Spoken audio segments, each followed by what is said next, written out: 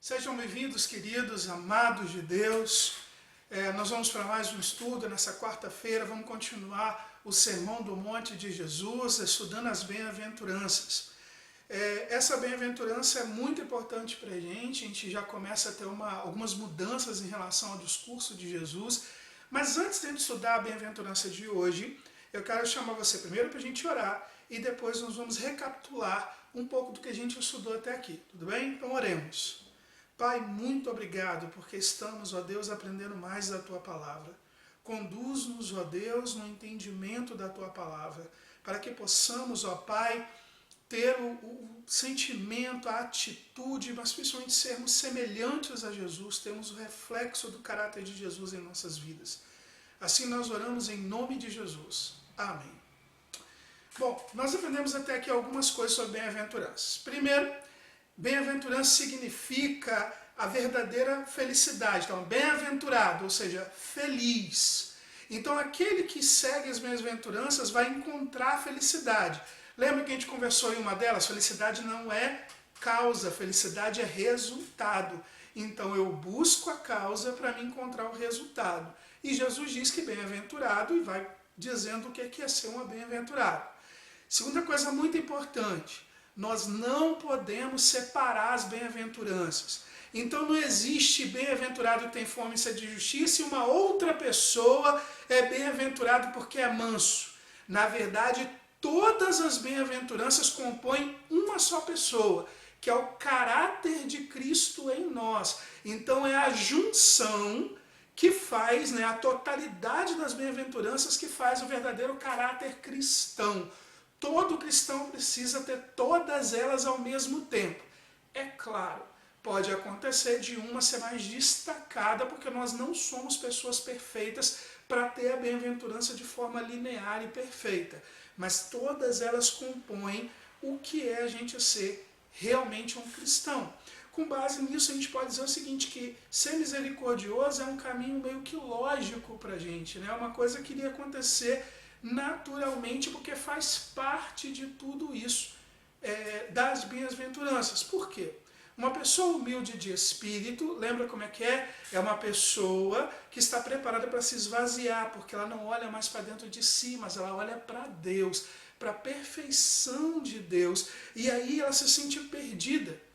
O humilde de espírito, ele se sente perdido, então ele está preparado para receber a salvação. E aí nós vamos para a segunda parte, porque uma vez que o humilde de espírito olha para Deus, acaba reconhecendo quem é, nós choramos diante de Deus, percebemos que sozinhos estamos totalmente perdidos, choramos diante do Pai, pedimos o seu perdão, a sua misericórdia, e Deus nos enche.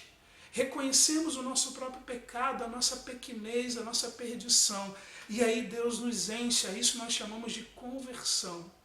Uma entrega total de vida nas mãos de Deus, nas mãos de Jesus. Uma pessoa que faz essa entrega total, ela se torna mansa. Por quê? Porque ela percebe que ninguém pode ofendê-la, mesmo prejudicá-la. Afinal, ao perceber o seu próprio pecado diante de Deus, não diante de outras pessoas, mas diante de Deus, ela percebe que nada merece. Ninguém pode fazer mal, porque ela já viu o mal que habitava dentro dela, que é o pecado. Então a pessoa se torna manso de espírito, manso de vida. E com isso a gente chega a outra coisa. Ao verificar esse pecado, ao chorar diante de Deus, ao entender realmente o quanto nós somos perdidos, nós desenvolvemos fome e sede de justiça. Ou seja, nós queremos a justiça de Deus e queremos ser totalmente libertos do pecado para que possamos viver verdadeiramente uma comunhão com Deus. Isso tudo nos leva à bem-aventurança de hoje. Em Mateus capítulo 5, verso 7 diz: bem-aventurados são os misericordiosos, porque eles alcançarão a misericórdia. Então vamos entender melhor um pouco o que é a misericórdia? Primeira coisa que nós temos que entender, misericórdia não é complacência. Misericórdia é uma coisa, complacência é outra. E o que é complacência que as pessoas às vezes se confundem? Complacência é quando uma pessoa concorda tudo com a outra pessoa. Né? Por quê? Porque ela quer agradar, porque ela quer fugir de briga e tal. Ela se torna então condescendente, muitas vezes até submisso ou omisso em relação ao erro da outra pessoa, porque ela meio que fecha os olhos para a realidade, tenta levar tudo numa boa. Não, vamos deixar isso para lá, vamos levar numa boa. E num tempo como hoje, por exemplo, em que as pessoas, na verdade, não acreditam mais na justiça, na disciplina, na retidão, o complacente faz exatamente isso. Tudo ficou relativo. As pessoas acreditam que o ser humano faz o que quiser, está liberado para fazer o que tiver afim, ninguém tem que interferir nisso.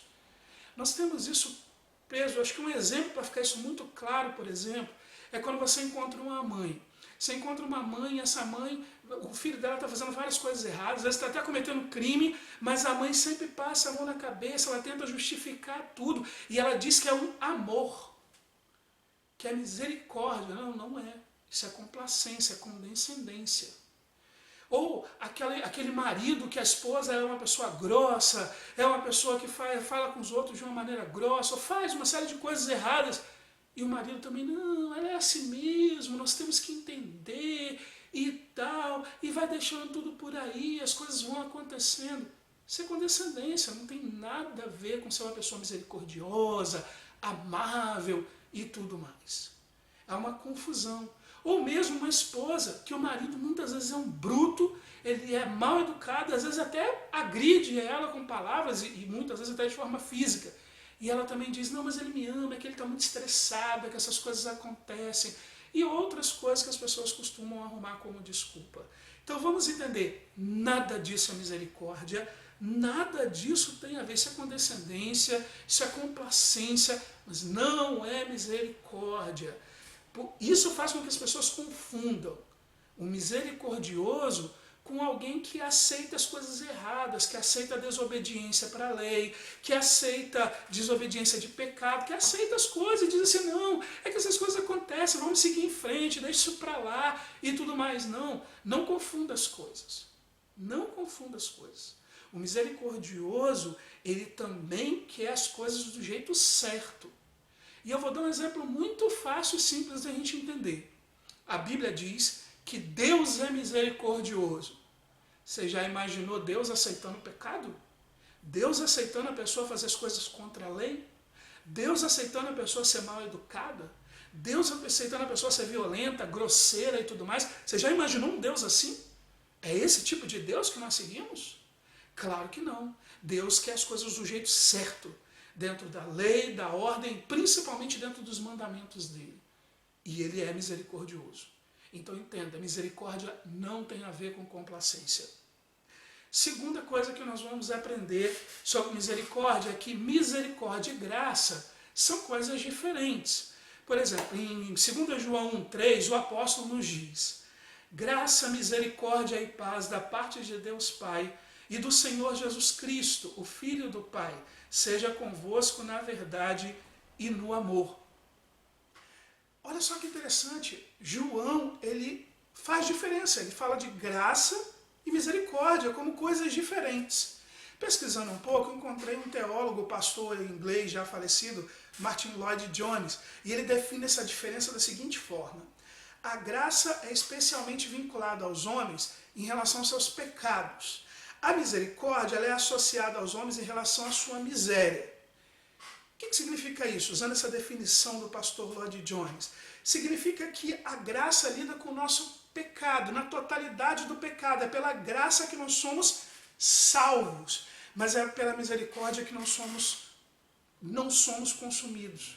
A misericórdia lida com a nossa miséria, a misericórdia lida com o resultado do pecado, a misericórdia lida com aquilo que é ruim em nós, ou seja, a misericórdia ela traz um senso de compaixão, de empatia, de sensibilidade, que busca aliviar o sofrimento do outro. Deus fez isso. Jesus, por exemplo, quando via pessoas doentes, ele curava. Ele fazia isso por sua misericórdia, mas ele morreu na cruz por sua graça, para nos libertar do pecado de uma vez por todas. Então, eles são um pouco diferentes nesse ponto. Isso nos leva ao terceiro aprendizado desse estudo. Misericórdia, então, vai nos levar a ter atitude.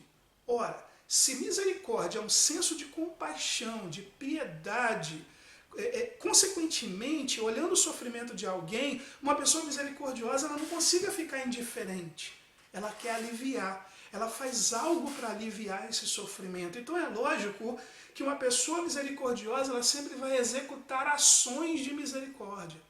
E vai fazer isso de forma direta. Um grande exemplo que a gente tem disso é na Bíblia. Vamos lá, nós temos a parábola do bom samaritano, que você provavelmente já conhece. E na parábola do bom samaritano, o que acontece? Uma pessoa está fazendo uma viagem e ela é assaltada e tal, e os bandidos batem e deixam à beira da estrada para morrer. E aí olha só como é que misericórdia tem a ver com o que acontece dentro de nós na mudança de vida. A parábola diz que veio descendo um sacerdote. Esse sacerdote olhou aquela pessoa, mas simplesmente ignorou e partiu. Ele era uma pessoa misericordiosa, com amor de Deus? Claro que não, mesmo sendo sacerdote. E diz que viu um levita. Para você que não conhece a palavra, levita eram as pessoas que cuidavam do templo, principalmente é muito associado aos músicos, né? O pessoal de grupo de louvor, de adoração, é muito associado aos levitas. Embora levita era muito mais do que isso, mas não vem ao caso para essa mensagem. Mas esse levita também olhou aquela pessoa e deixou para lá. E aí passa um samaritano. Bom, a pessoa assaltada era um judeu e passa um samaritano. Ele era um estrangeiro e eles tinham uma rixa, eram meio que inimigos um do outro. Mas esse samaritano, ao ver aquele judeu lá caído, ele vai e ajuda aquele judeu, cuida dele. Ele age com amor, ele age com misericórdia, ele manifesta a misericórdia, a compaixão por aquele que está passando por isso. E aí a gente pensa, mas é possível ter misericórdia no mundo de hoje? É possível ser uma pessoa realmente misericordiosa no mundo? Vamos à nossa última parte, acho que vai ajudar. Quarta coisa que nós vamos aprender. Misericórdia é resultado do que aconteceu conosco na conversão. A conversão nos leva a ter uma nova visão de mundo. A conversão nos leva a olhar o mundo de outra forma. Então, lembra das bem-aventuranças? Uma pessoa era humilde de coração e ela olha para Deus e aí começa a olhar para si e ver quem é de verdade e começa a perceber que está perdida, que precisa de Deus, chora diante de Deus, Deus tira. Então essa pessoa teve contato com quem ela é de verdade, com a corrupção humana, porque quando eu olho para Deus, que é totalmente santo, e olho para mim, eu vejo que eu sou corrupto, que eu sou pecador. Essa pessoa agora, passando pelo processo de conversão, de entrega de vida a Cristo, ela é muito grata a Cristo pelo perdão, pela salvação dos seus pecados. O que acontece? Ela começa então a olhar para o mundo de uma forma diferente. Toda pessoa verdadeiramente convertida nasce de novo, e quando nasce de novo ela vê o mundo de outra forma. A mente dela muda, seu olhar para o mundo muda. Por quê? Porque a Bíblia diz, não vivo mais eu, ou seja, eu morro, e Cristo vive em mim. Então eu preciso olhar para o mundo agora com o olhar de Jesus. Porque é Jesus que olha através de mim. E Jesus olha com um olhar de amor, de misericórdia, de compaixão.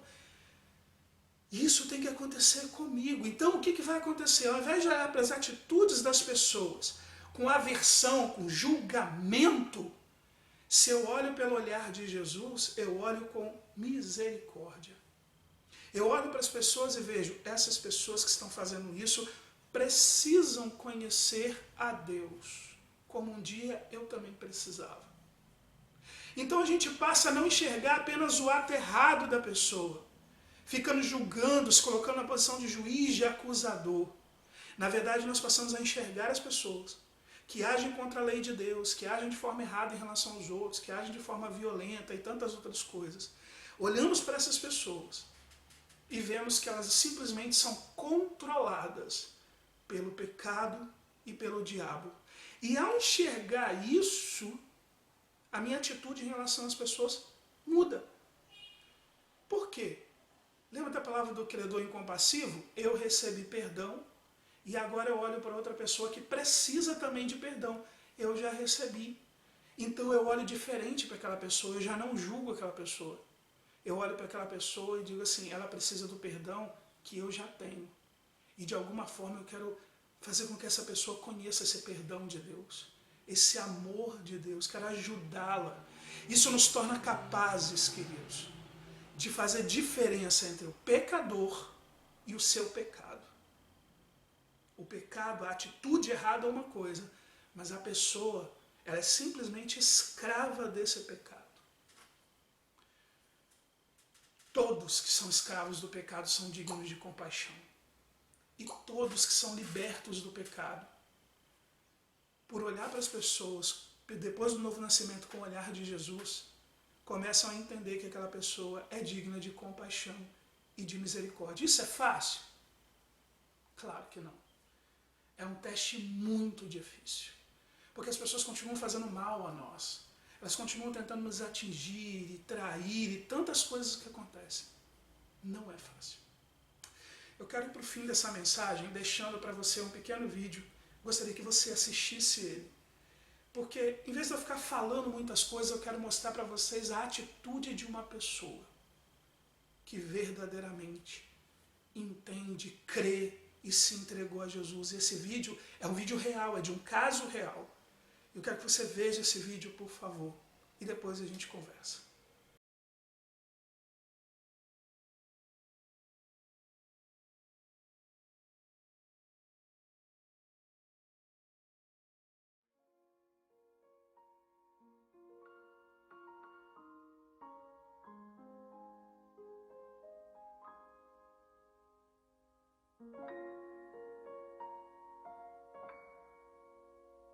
No dia 5 de novembro de 2003, todas as dúvidas quanto à culpa de Ridgway foram apagadas.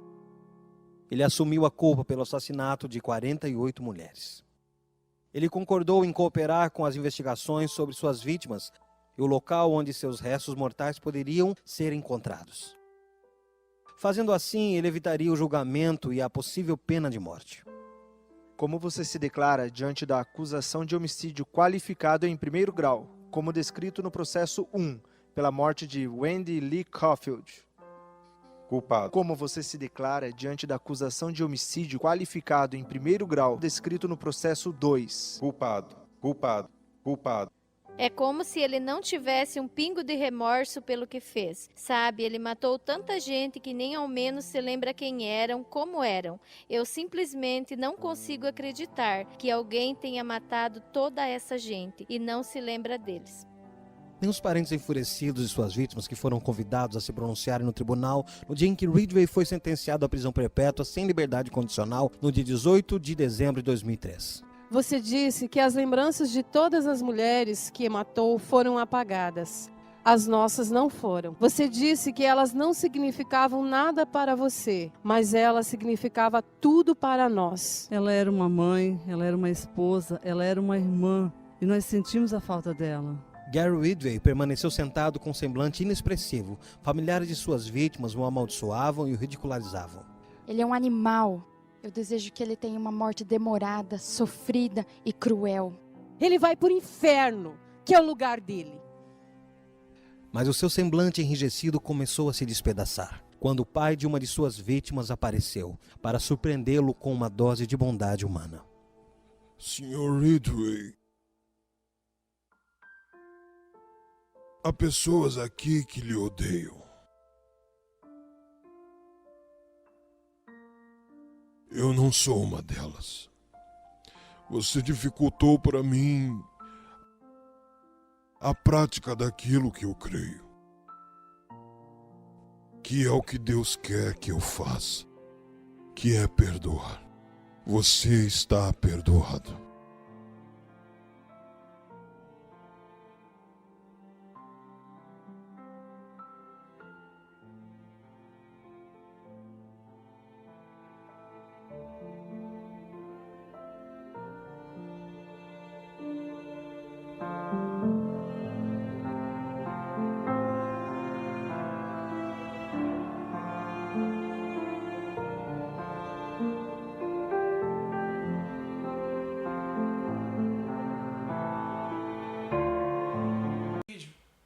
Aquele homem que estava sendo preso matou 48 mulheres e até mesmo estuprou algumas delas.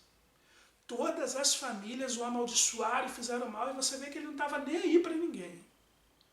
Um pai com toda a sua dor, ele colocou Cristo acima da sua dor e perdoou aquela pessoa.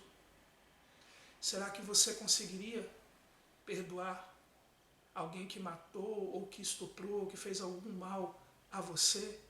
Ou que matou, ou estuprou, ou fez algum mal ao seu filho, à sua filha? Eu vou terminar a mensagem aqui para que eu e você possamos meditar nessa pergunta. Será que realmente seria capaz de ser misericordioso a este ponto? Deus abençoe sua vida, em nome de Jesus.